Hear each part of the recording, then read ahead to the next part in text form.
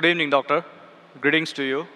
I'm a Hindu. My name is Sandeep, and I've been watching your videos on YouTube since long time. Being a Hindu, I do respect other religions. I do respect Allah, Prophet Muhammad. I started my school in my childhood in a Catholic school, where I was taught about Bible and Christianity and Lord Jesus. And later on, after fifth standard, I came to know about my own religion, being born in a Hindu family. And today, I do at times get attracted towards other religions. Okay, there is some common link between all religions. I have a basic question to you, doctor. Basically, I am from the science background, a pharmacy guy. Today, I'm authorized financial consultant.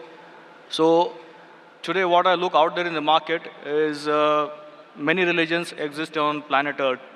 If human being is the same, if human organs are the same, if the human body system follows the same heartbeats, blood flow, the same blood, the same ears, the same nose, if everything is the same, the creator has to be the same, the supreme power is the same.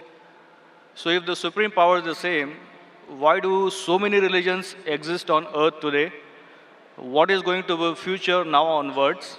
Because if I go as per theoretical books, as per history, before thousands of years, Hinduism existed. Then came Lord Jesus, then Prophet Muhammad, and now today, what I see in front of my eyes is there are many religions, and every religion has its own pros and cons. So, being a human, I get confused.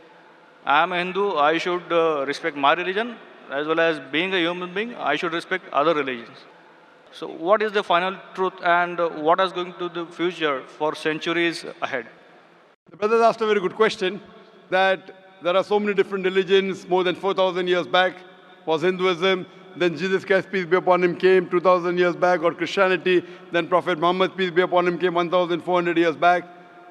Some things are similar, some things are contradicting. There's so much of confusion.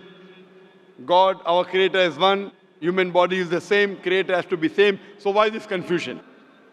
It's a very good question. The reply is given in the Quran in Surah Al-Imran, chapter 3, verse number 19. It says, Inna Dina Indallahil Islam. The only religion acceptable in the sight of God is Islam. That is peace acquired by submitting our will to God. Almighty God only gave one religion to the human beings.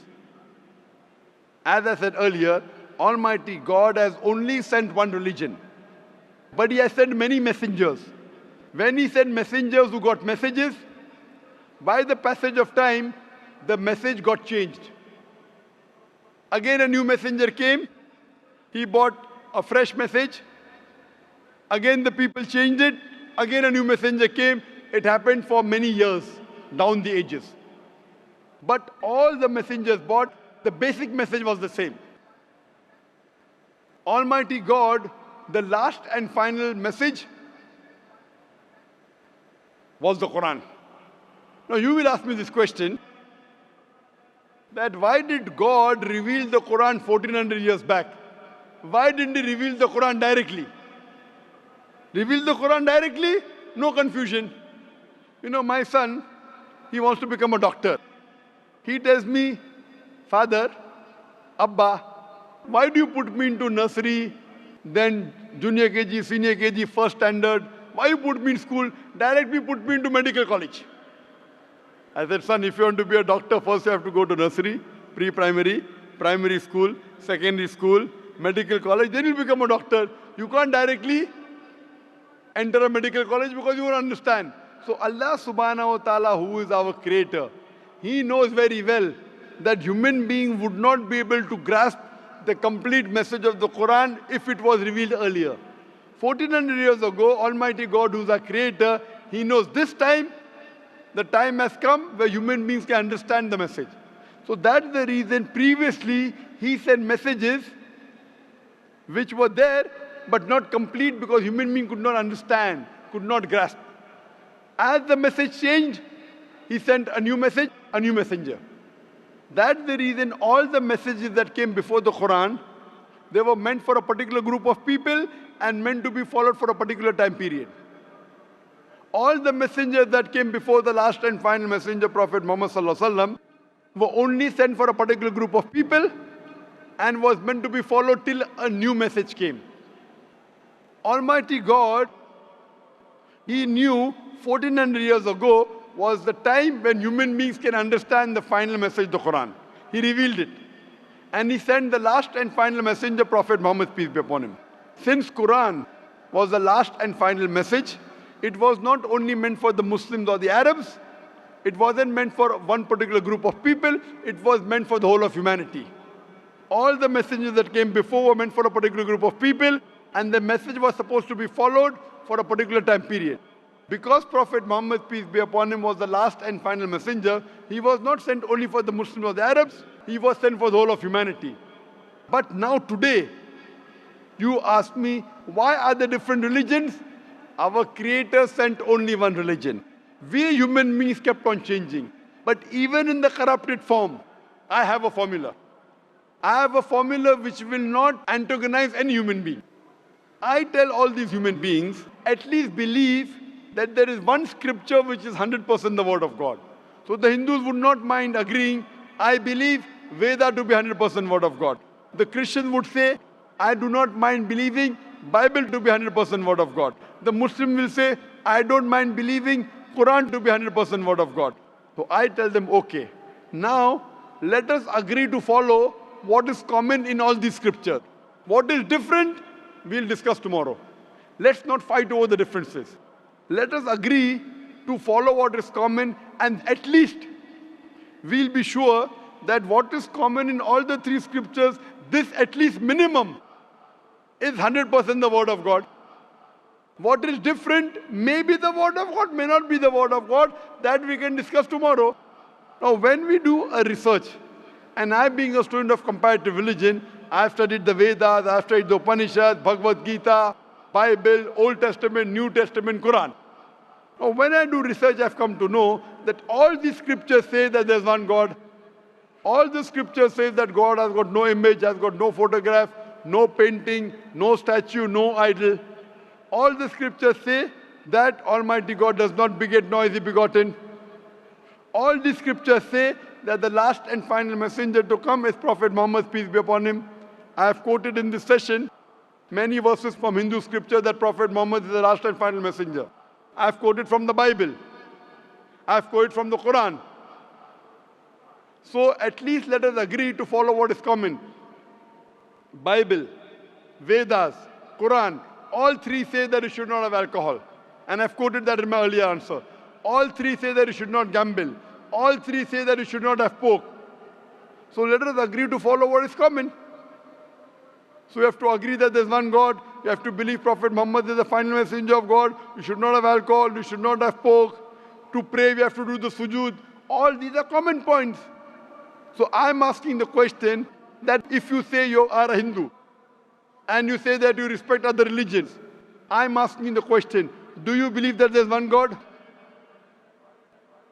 As per books, I do. Do you believe that idol worship is prohibited? That's a confusing area. It's very clear in the Hindu scriptures. Yajurved chapter 32 verse number 3, Na tasya pratima asti. Of that God there is no pratima, there is no photograph, no painting, no image, no idol, no statue. Same thing is repeated in Shveta Upanishad, chapter number 4, verse number 19. Na tasya pratima asti. Of that God there is no pratima, no image, no photograph, no painting, no statue, no idol. What's confusing, brother? I mean, today my knowledge is just like an infant. No, if your knowledge is like infant, when a person of knowledge talks, you should believe it. True. So why don't you believe it then? No, as I said, I do respect Prophet Muhammad. I do. No respect. Respecting is one thing, following is the other thing. If you respect a person, you have to follow his guidance. So again, the question goes in the same direction what I was asking to you, that if I am a Hindu, if I believe in Hinduism, but still when I step out of my home, I have to follow my colleagues, the other society members, human beings on the earth. Is it a must? Suppose the other society members start robbing.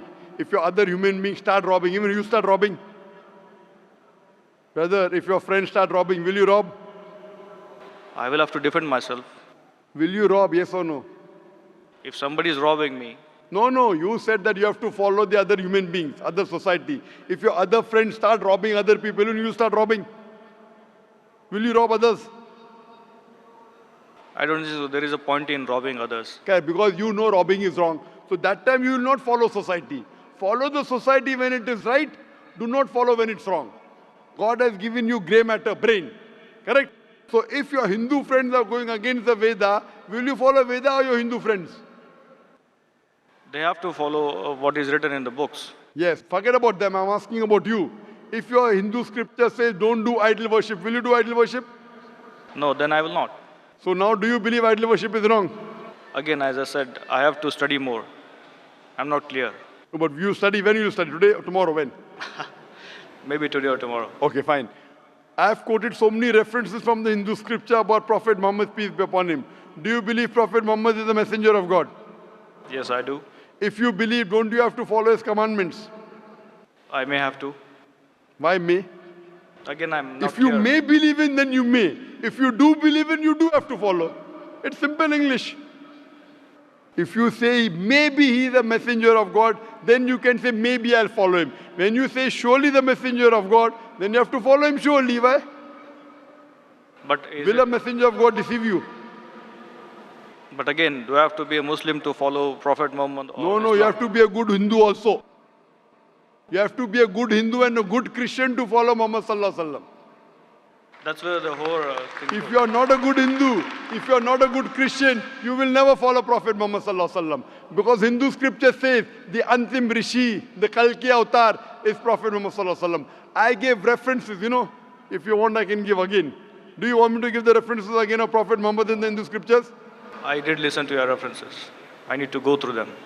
Fine. So inshallah, go today. Tomorrow, I would give you the first chance. And there's a lady there. You too, I would give the first chance. Then I will call you a truthful person. Go today, Google, check on the net. I gave at least 100 references. There are more than 100 in my lecture. If you see, on Hindu scriptures, talking about Prophet Muhammad Sallallahu Alaihi Wasallam, talking about one God, talking not to have alcohol, not to have pork, not to gamble. What is different we'll discuss tomorrow. At least what is common we should agree. So when you're talking about getting human beings together, I'm giving you a formula which will not offend you. I'm not telling you follow that which is not mentioned in the Hindu scripture. I'm telling you follow what is mentioned in Hindu scripture and the Quran. 100% you will be a good Hindu, good Christian, and even enter into Islam. May not be good Muslim, at least enter, and then your scripture says you have to follow the guidance of the last messenger, you have to follow the Quran. So if you follow the Quran correctly and the sayings of the Prophet Muhammad Sallallahu Alaihi Wasallam, you will be a good Muslim. And I'm waiting that inshallah if we can do it today, tomorrow inshallah we can interact. Thank you very much, doctor.